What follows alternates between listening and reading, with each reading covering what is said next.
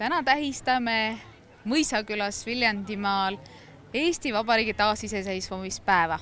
Tänane taasiseseisvumispäev sai alguse uhke rongkäiguga, milles osalesid kaitseliitlased, naiskodukaitsjad, noored kotkad ja kodutütred. Rivistuse lõpus paraadväljakul Keskväljakul Mõisakülas õnnistati sisse Karksi malevkonna lipp.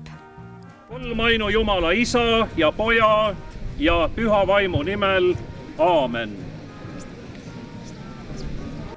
Pärast seda andis Sakala maleva pealik üle tunnustused, tänukirjad tublimatele kaitseliitlastele, naiskodukaitsjatele ja noortejuhtidele.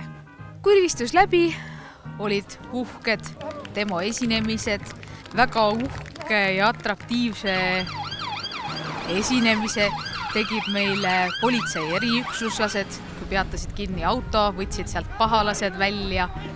Veel nägime Päästeameti tegevusi, Kaitseliidu demonstratsioon esinemisi.